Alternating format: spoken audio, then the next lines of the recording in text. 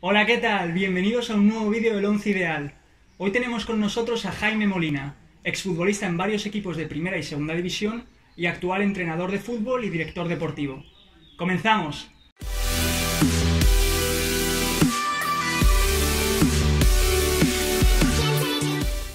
¿Cómo estás, Jaime? Bienvenido y gracias por aceptar nuestra invitación. No, gracias por invitarme, de verdad que sí, que tenía muchas ganas después de hablar contigo de tener esta experiencia. Bueno, pues un poco para empezar repasando tu trayectoria como jugador profesional, has militado en varios equipos entre primera y segunda división, como el Club Deportivo Málaga, el Atlético Marbella, el Club Polideportivo Mérida, el Español, Las Palmas y el Numancia. Y en una carrera tan extensa de más de 15 años en el fútbol de élite español, ¿con qué momentos de tu carrera te quedas? Buah, ¿con qué momentos? Muchos. Ha habido ascensos también, sí, ¿no? sí. Quizás los 4 ascensos sean los momentos que son más importantes dentro de mi carrera, pero entre todos me quedo con la gente que al final se queda contigo después del fútbol.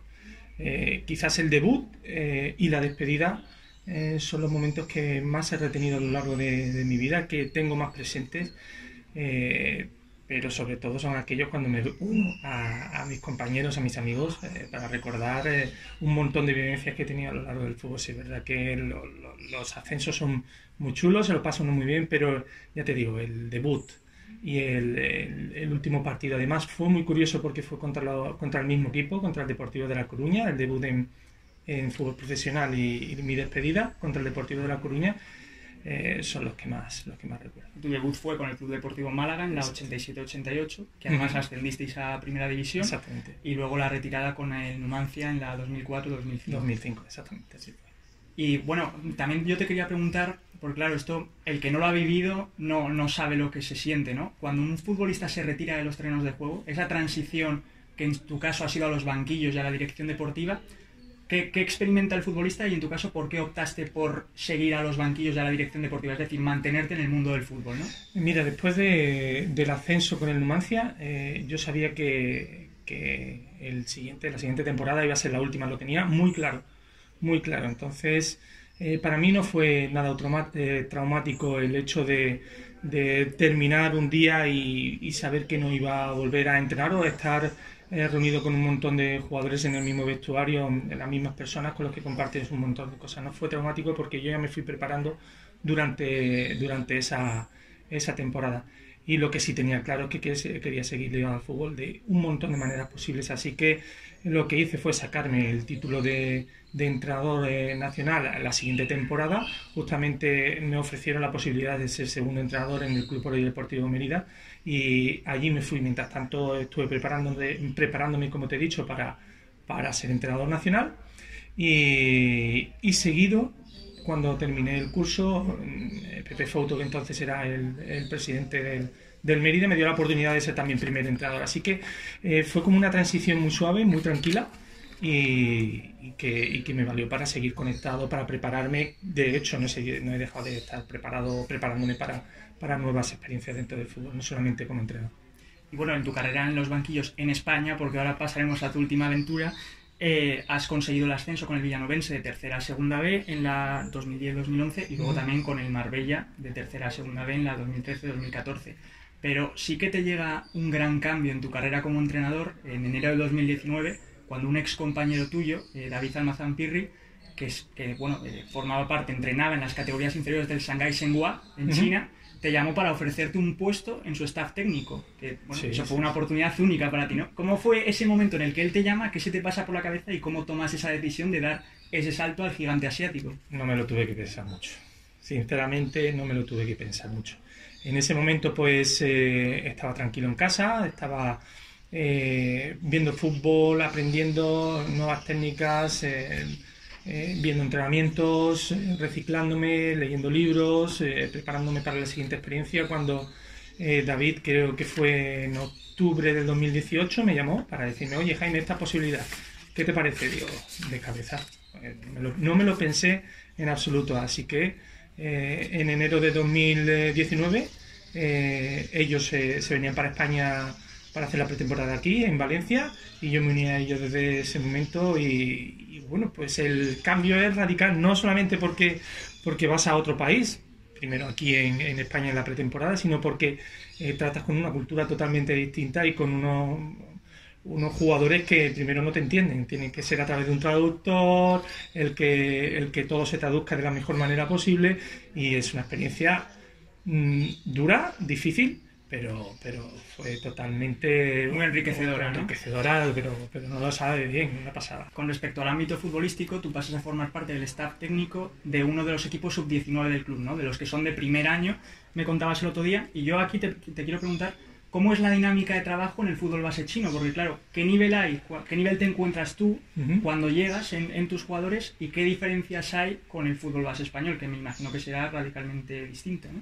Ellos tienen una metodología de trabajo muy basado en los aspectos físicos. Muchísimo. En correr, en presionar, en luchar, en asumir solamente la parte del trabajo que le toca a cada uno de los jugadores. Muy mecanizado, sí, todo muy mecanizado. Exactamente. De ahí tiene una cultura de deportes individuales, sobre todo, ¿no? Exactamente. Si se cambia un deporte colectivo de fútbol, como es... Allí en China dicen que los chinos son muy buenos con las redes en medio. Cuando las redes están en los fondos ya son... Ya. Son peores. Falta ¿no? coordinación, ¿no? Exactamente. En voleibol son muy buenos, en ping-pong son muy buenos, en tenis medianamente buenos, pues en esas cosas sí, pero cuando las redes, como ellos dicen, están en el fondo, son un poquito más complicados. Entre otras cosas porque la sociedad ya en sí es muy individualizada en cuanto a la vida personal. Luego después tienen otro tipo de detalles por su cultura y la religión que siempre han practicado. Pues también eso lo ponen al servicio de lo normal, de lo común, de lo general. Pero en cuanto al fútbol, en cuanto a los deportes de grupo, ellos se responsabilizan mucho de lo que les toca a ellos, intervienen poco en lo que les toca a los demás. Y eso se nota en que si yo soy lateral derecho, voy a ser lateral derecho toda la vida, y el lateral derecho hace esto no se mueven del carril, no... Exactamente. Entonces esa metodología fue la que David intentó cambiar desde un principio, que fuera un conjunto en lugar de 11 individualidades, y eso se vio reflejado rápidamente porque talento, muchos de ellos tienen muchísimo talento, y eso se vio cuando pensaban no solamente en lo que ellos tenían que hacer, sino también en lo que era mejor para el grupo. El cambio fue bestial. Y también un poco trasladándolo a lo que es la Superliga China y el fútbol profesional allí, hemos visto dos etapas, ¿no? En los últimos años China ha estado intentando implementar el fútbol, ¿no? En todos los aspectos. Y hemos vivido una primera etapa en la que intentaron traer el talento a base de talonario, ¿no? Es decir, con fichajes estratosféricos a precios muy elevados de jugadores extranjeros. Por ejemplo, el Shanghái Shenhua, en el que tú has militado en la cantera, contó con Carlos Tevez o Didier Drogba, Nicolás Anelka, ¿no? Y en cambio, claro, hubo un momento, ¿no? Ahora si no me dices tú qué piensas, que se dieron cuenta de que, claro, vale, traemos talento extranjero, igual nuestros jugadores aprenden de ellos, pero al final estos jugadores extranjeros que tú traes de alto nivel no van a jugar en el combinado nacional, ¿no? Que es su objetivo.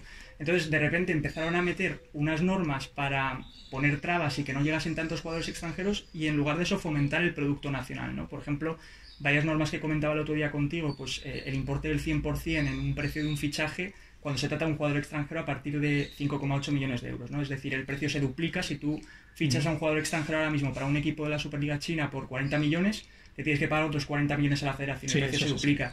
Te pone el límite para convocar a jugadores extranjeros, creo que es un máximo de 4 para un partido de la Superliga China, no puede haber más de 3 al mismo tiempo en el 11.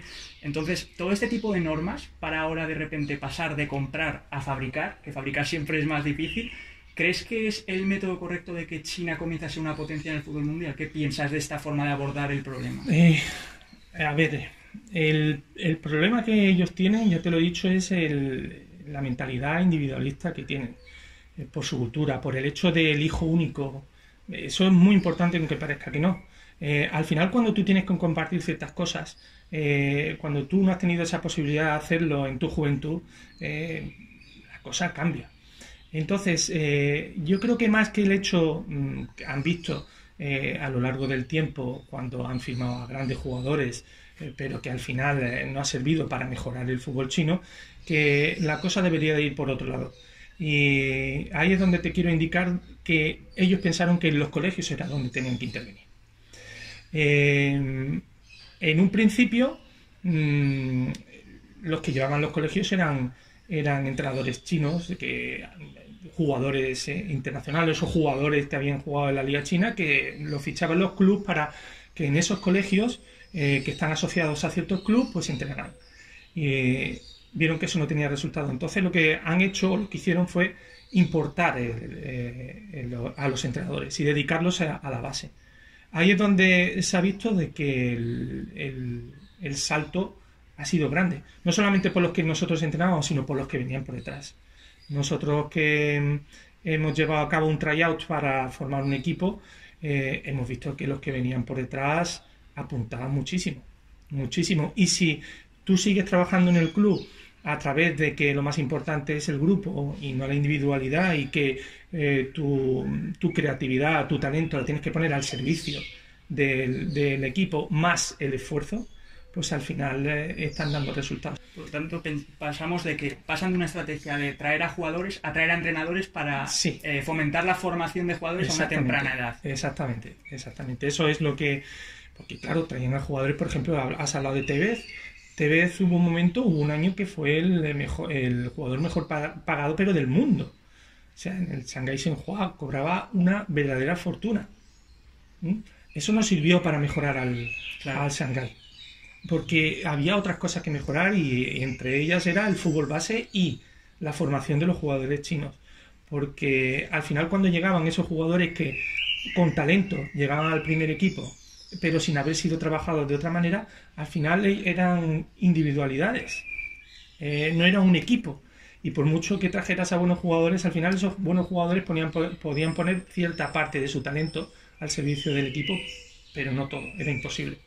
Así que cambiaron la estrategia radicalmente, porque de tener un salario libre para firmar a cualquier jugador, no pueden cobrar más de 3 millones netos anuales, ¿no? Un jugador extranjero, por lo tanto ya prácticamente te quitas esa opción de traerlos. Ahora te vas a traer jugadores que a lo mejor no tienen estar exactamente, en China, ¿no? No tienen ese renombre, pero que oye, son gente que al final va a ayudar.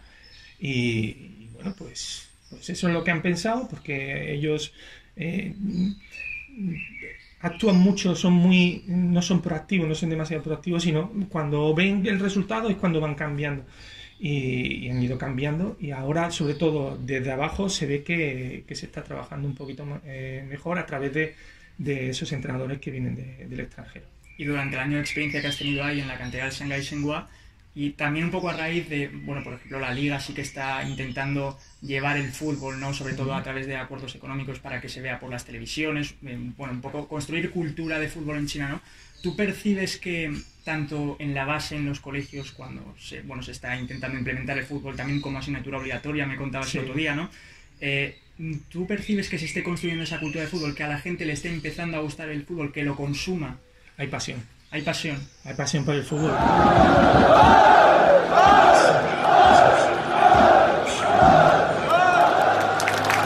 O sea, tú vas a ver un partido del Shenhua y es un estadio muy chulo. El estadio del Shenhua, donde juega el Shenhua, es un estadio de fútbol. Los demás equipos juegan con pistas de atletismo, con estadios que están dedicados a multideportes. El nuestro, el de Shenhua, es un estadio de fútbol, un campo muy chulo, muy coqueto, y el ambiente es chulísimo, es muy chulo. O sea, tú ves esa pasión que tienen por el fútbol allí en China. De hecho, son muy consumidores de fútbol europeo. Sobre todo se sigue la liga inglesa, y la liga española son las que más se siguen ahí. Por cuestiones de horario, pues es difícil en algunos momentos.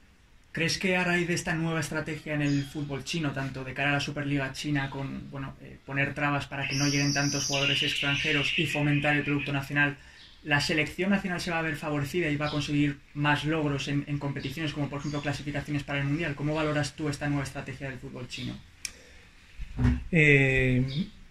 Yo la veo positiva, pero creo que todavía deberían de mejorar ciertos aspectos, sobre todo a nivel de las categorías inferiores de los equipos nacionales.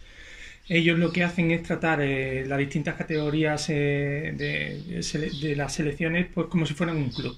O sea, seleccionan a 20, 25 jugadores, y lo que hacen es hacer concentraciones muy largas de 2 o 3 meses, incluso sacarlos de China para ir a a jugar partidos amistosos a Inglaterra, a España, a Francia, creyendo que así van a mejorar el nivel competitivo, cuando yo creo que donde se mejora ese nivel competitivo es compitiendo en el club al que pertenecen y luego después pues haciendo concentraciones muchísimo más reducidas y si quieres llevándotelo al extranjero y jugar partidos amistosos o trayendo equipos pues haciendo torneos o pequeños torneos, porque luego después sí que es verdad que se ve mucho las carencias cuando se compiten contra equipos, aun siendo de Asia, equipos. Nueva Zelanda, por ejemplo, les barrió en la última competición y eso no lo puede permitir China después de tanto dinero que está gastando. Así que creo que es por ahí por donde ellos tienen que atacar, o sea, potenciar muchísimo más la competencia local entre equipos, entre clubes de China y luego después pues hacer concentraciones mucho más cortas. Y ya para terminar, ¿cómo viviste el impacto del COVID? Que bueno, en tu caso decidiste volver a España cuando estalló la pandemia y bueno, ¿cómo se vivió en China? ¿Cómo afectó al fútbol y al trabajo que estabais haciendo? Y si tenéis intención de volver o os gustaría volver. Nosotros regresamos a China el 6 de enero del 2020. Nos fuimos a hacer la pretemporada a una ciudad pequeñita que hay al lado de Shenzhen, en el Cantón, cerquita de Hong Kong, y ya se empezaba a escuchar cierto rum rum a partir de esta nueva enfermedad en China, pero no en los medios de comunicación chinos, sino lo que nos llegaba a nosotros del extranjero. Cuando todo estalló justamente antes del Año Nuevo chino, que fue a finales de enero de aquel año, pues el club nos dio permiso para volver porque había un confinamiento estricto para Wuhan y para el resto de China también. Con lo cual, nosotros nos vinimos para acá, para España, con la idea de volver a mediados de marzo, es lo que nos había pedido el club. Pero no pudimos volver. Desgraciadamente no pudimos volver y desgraciadamente tampoco ha habido competición desde entonces en las categorías inferiores. Por supuesto que nos gustaría volver, ellos tienen ganas, pero claro, todo depende de cómo esté la situación en China y sobre todo cómo esté la situación aquí. Allí medianamente lo tienen controlado o bastante controlado, por lo que nos llega a nosotros, pero aquí tienen que mejorar mucho las cosas para que permitan volver a ciertos trabajadores, entre ellos nosotros, y sobre todo que se reanuden también las competiciones. ¿Tenéis noticias de que se vayan a reanudar o una fecha concreta o todavía de eso no sabéis? Allí las competiciones son por años naturales. Empiezan en marzo y terminan en noviembre. Nosotros sospechamos que más allá de que puedan jugar algún torneo aislado, las competiciones oficiales se reanuden ya para el 2022. Y supongo que con todo el mundo vacunado. Bueno, pues te deseamos toda la suerte del mundo y sobre todo, tanto a ti como a tu cuerpo técnico, de que podáis regresar y conseguir vuestros objetivos. Y nada, hasta aquí la entrevista de hoy. Ha sido un placer, Jaime. Muchísimas gracias a vosotros. Bueno, también de parte de todo el equipo del Once Ideal te hacemos entrega de nuestra camiseta oficial. Así que nada, para que la disfrutes. Muy chula, muchísimas gracias, Guillermo. Ha sido un placer, Jaime. Muchas gracias. Gracias por invitarme, ha sido un placer para mí, por supuesto. Muchas gracias. Y hasta aquí el vídeo de hoy. Por favor, suscribiros al canal para no perderos ningún tipo de nuestro contenido y nos vemos en el próximo vídeo. Hasta la próxima.